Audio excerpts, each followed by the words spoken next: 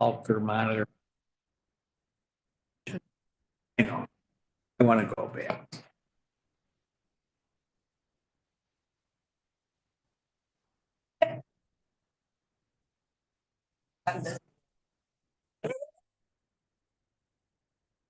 Perfect. Thanks. Good morning.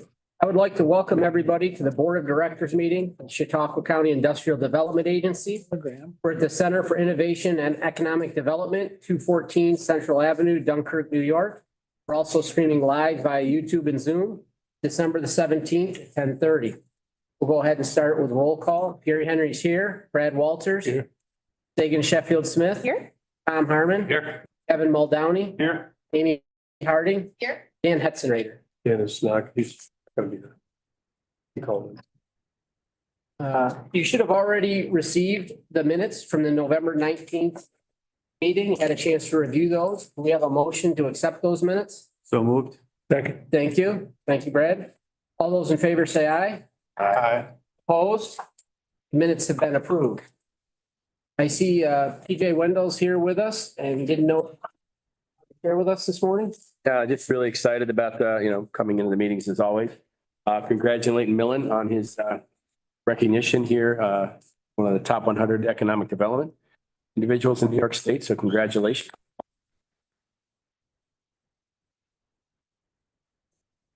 I've said this before, and I was talking with Bob Murray, who was part of from Harris Beach, and really excited about what's been happening.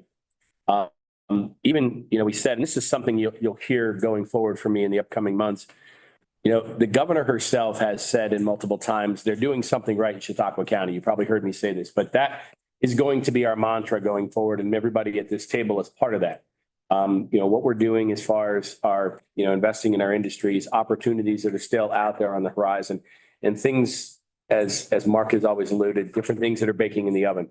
So excited about what happened. But again, we are making strides and we are making changes, and I'm really excited.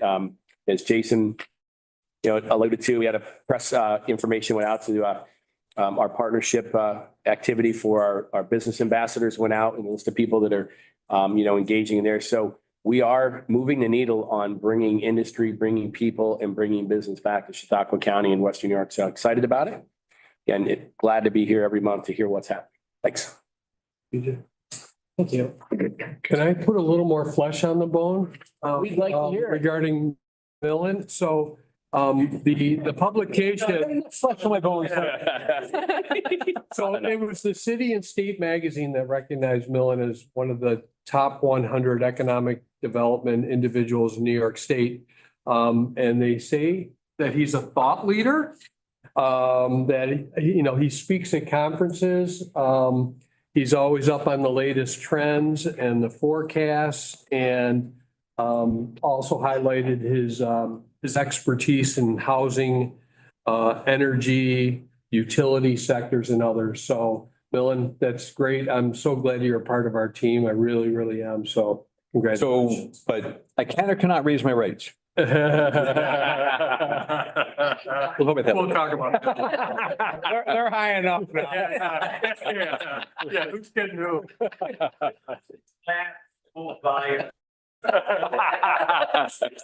ask one question. Yeah. Oh, it's a pop quiz? Millen showcase talent over the National Comedy Center, and he took center stage, if you haven't been there, karaoke, and it's well documented in film, so you will see that at 11 tonight. Oh, okay. Tyler, at another level. Unplugged. Tyler, unplugged. Put it on YouTube.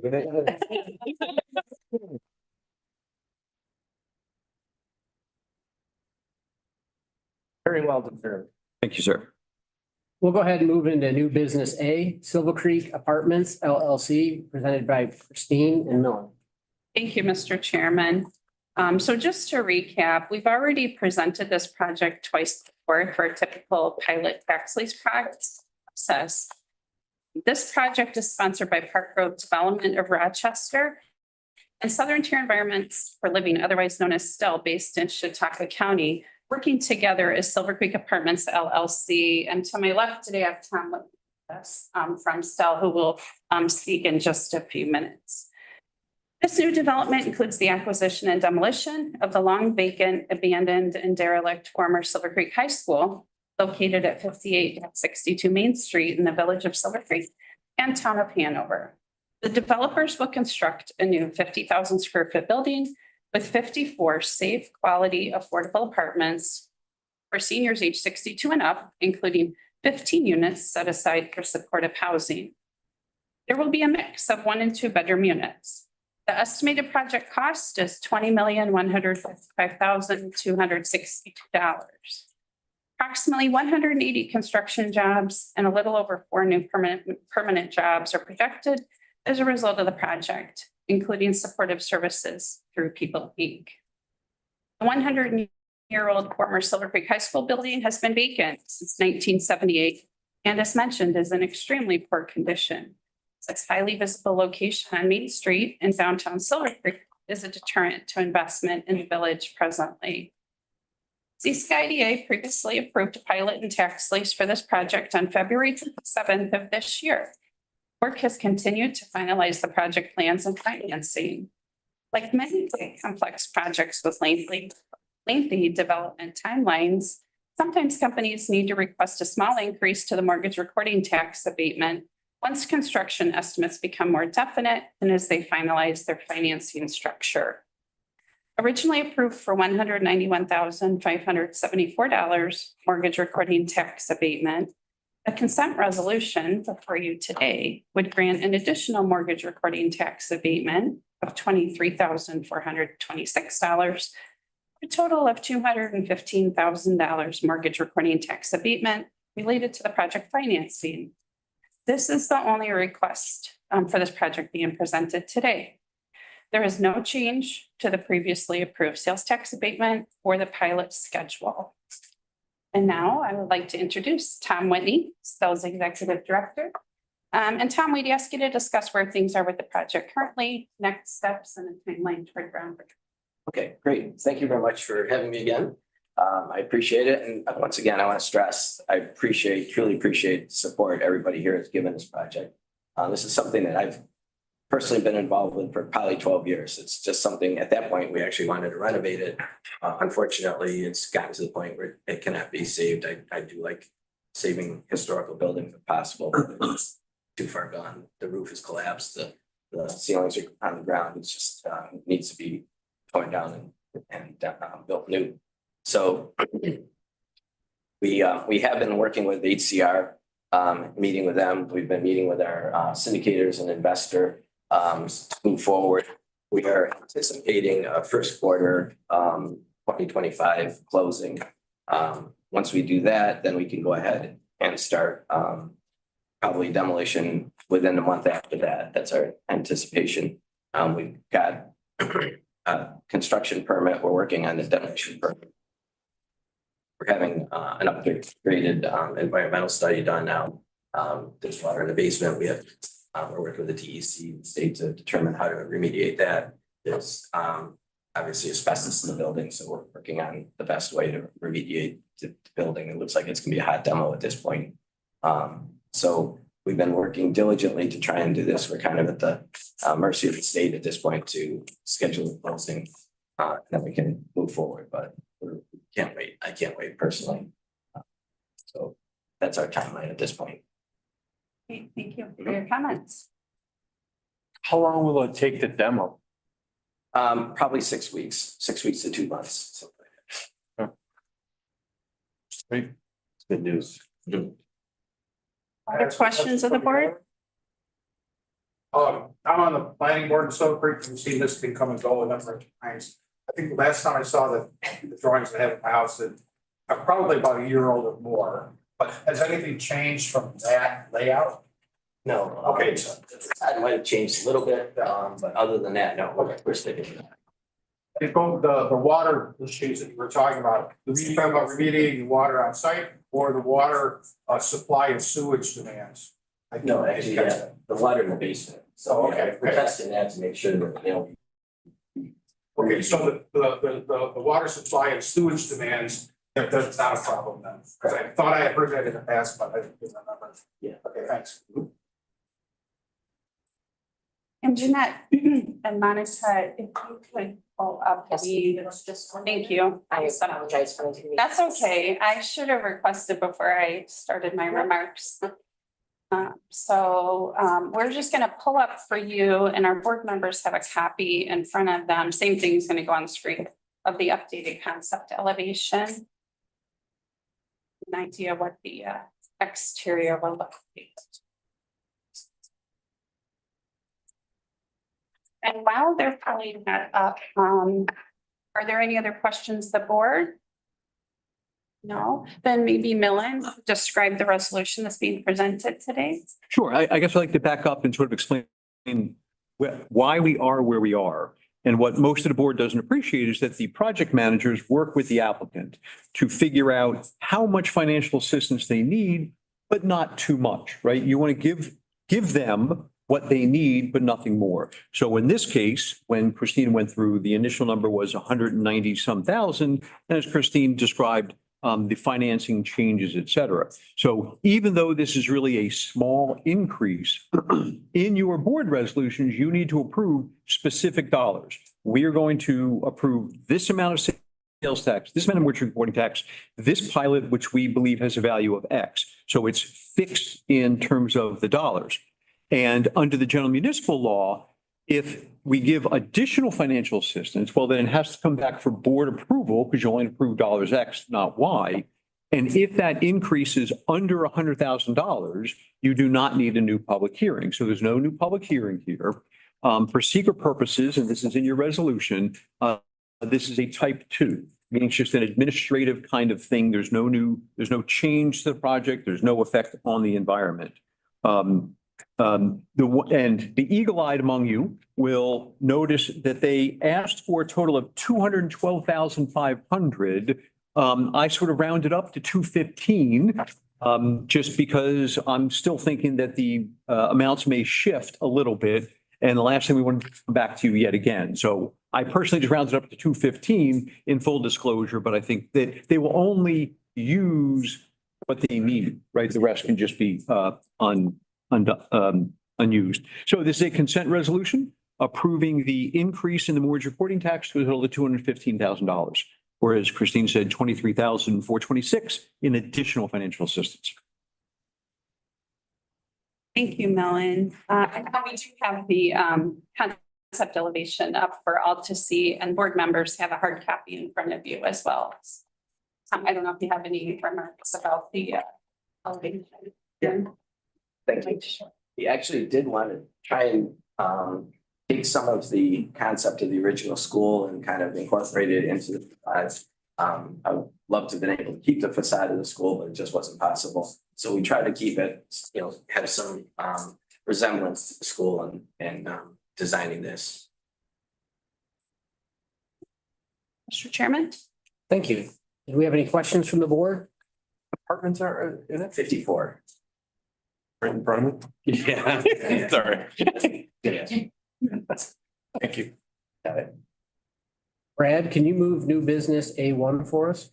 Resolution 12-17-24-01, consent resolution, Silver Creek Apartments LLC. Do we have a second? Second it. Tom? We'll go ahead and do a roll call vote. Gary Henry votes aye. Brad Walters. Aye. Sagan Sheffield Smith. Aye. Tom Harmon. Aye. Kevin Muldowney. Aye. Amy Harding. Aye. So the resolution is unanimously approved. Next, we'll move into our executive director. I promised Gary I would be no less or no more than 5 minutes, and he laughed. 5 minutes. And he laughed, and I said, okay, you watch. So I just have a couple of things real quick. So on the Ripley Shovel Ready site, we're in the process right now of releasing either a request for qualifications or a request for proposals. Depending on the source of the funding, there are certain qualifications and rules about what you can release, but our preference would be to do a request for qualifications and have a consultant that can help out, not just with Ripley, but also Mason and any other industrial park work that we do. And that's sort of how the county does it. So we've got that drafted up. We're hoping to release that in January, early to mid-January. And then we will get a engineering firm on board to do both the engineering and also they would do the oversight of the project oversight. So we're getting real close. Millen's reviewed that. And so we'll get that released soon. We're also waiting for response from the EDA, hopefully a positive response on the grant that we submitted for $3.2 million. Again, I think I talked about it last month that we can do the project potentially without it, but it would be scaled back. With it, we can do the whole project as envisioned. We're working with National Grid on the electric extension. They're doing the engineering right now. We had a public meeting some while back, positive feedback from the folks who would be affected by that we would need easements from. So we're moving ahead with that. In terms of timeline, I would imagine that next year, 2025, would get all the contractors in place, and that we have a construction season in 2025, hopefully done by the end of 2025 with the project. Mason Industrial Park, we're still working on phase one, which is the environmental due diligence. There was archaeological work that still needed to be done. The weather impeded that. They're hoping to get back out there the next dry spell, hopefully we have, and get that done. And then phase two, again, if we can get that RFQ out, we have an engineering firm under contract. They would then develop the engineering project oversight for phase two of Mason, which is stubbing in the infrastructure. And then let's see. Oh, the other thing I wanted to mention, this will come out and when we talk about our financial reports, but we are low on loan funds, which I guess is a good thing. It means all that money's out there working, but it also means that we're getting requests that we can't fill at this point, but we're getting that money coming back in. So we're having to sort of prioritize those projects. Last thing I want to say is that we're working on a CRM, sort of a project management software. Shelby has been working on that. She's been doing a lot of research, talking to a lot of people about putting a system in place that makes it easier for us to manage not only the projects that we're working on, but also the grants that we're getting, because Ripley, for example, we're getting funding from 5-6 different sources. Each one of those has different criteria for reporting and compliance, and it's going to get a lot more complicated. So we want to make sure we have our ducks in a row. We can manage that through a system. So more to come on that. That's all I have.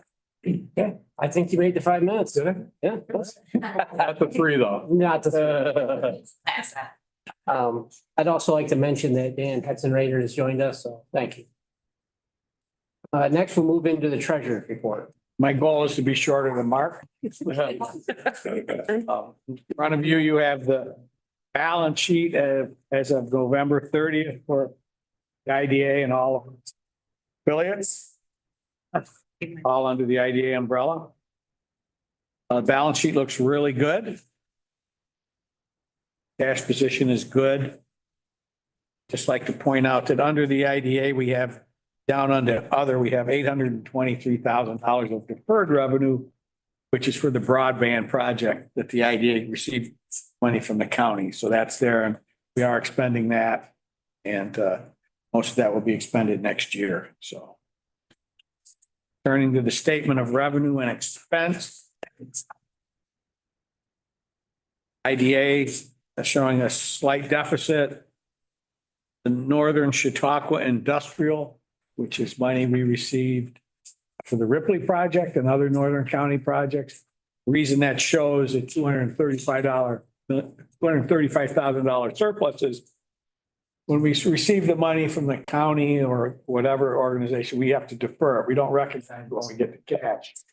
But when we use the money, we recognize the revenue. So when we had $100,000 worth of expense, we would recognize $100,000 and there would be no profit or excess money there. But when we buy property with it, about $230-some thousand worth of property, we need to recognize the revenue, but there is no expense because it's an asset that doesn't depreciate, it stays on the balance sheet. So that's why that number is there.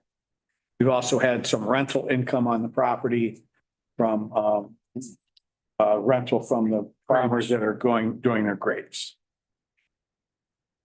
The Alltech and EDA, like Mark said, you can see back to the balance sheet, there's not a lot of cash there in those funds, and most of that at this point is obligated. Turning to the statement of variances, we can see our application administrative fees are well over budget. We have a few projects that are going to close in either late December. It'll make that number even better, or it'll close in January, which will help next year. But we have a lot of things that are very close, and Millen's working diligently to close them. The grant income for the North County Industrial, that is just a timing issue there. We have the money for that, but it's a guessing game as to when we would have expended it. Excuse me. Down to the variance, the professional fees is the same thing. That's money that we have expended for different programs where we are getting the revenue. So, but we hadn't budgeted for that. The other issue there is the publicity and promotion. A lot of that would have been professional fees in the past, but we're putting it down under where it belongs in publicity and promotion. And you'll notice for next year, we have a publicity and promotion professional services line. So that'll be broken out next year there. But all in all, it's going to be another good year for the IDA, and project next year will be even better. So things are looking good. Thank you. Any questions on the treasurer's report? Can I have a motion to accept the treasurer's report? Thank you, Kevin. Do we have a second? Second. Thank you, Tom. All those in favor say aye. Aye. Opposed? Report has been approved. At this point, I would entertain a motion to go into executive session for the purpose of discussing the financial or credit history of a particular person or corporation. In particular, I would like to discuss the status of our loan portfolio and the financial and credit status of some of our borrowers. Do I hear such a motion? Thank you, Sagan. Do I have a second? Second. Thank you, Jan. All those in favor say aye. Aye. Aye. Opposed? Okay, we'll go and head into executive session.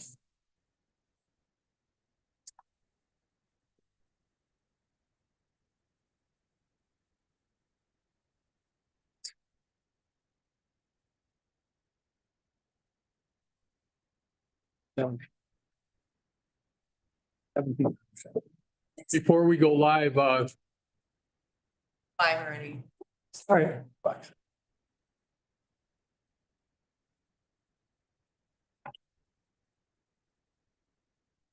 We are back in open session. I would like to report that there were no actions or votes taken during the executive session, and therefore no minutes of the meeting were taken. Did you have anything? no, just we have that schedule. I don't know if you're going to talk about that. So we have our 2025 meeting schedule. What we're looking to do is just get a verbal approval on that schedule for next year. But we have our official meeting in 2025. We'll vote on it and it'll be official, but we just wanted to have everybody take a glance at that, make sure it looks like it's going to work. And then if that's the case, we'll move ahead. I don't know that we need to take a vote on that unless anybody has any objections to those meeting dates. It's sort of it's basically following the same schedule we had this year. And we move up during November and December, I think, a week. And it's possible, sometimes things have to be changed for one reason or another, but this will certainly be the point. Okay, any old business to come before the board? Hearing none, we'll consider the meeting adjourned, and our next CCIDA board meeting will be January the 28th, and we'll be back in Jamestown at the BWB building.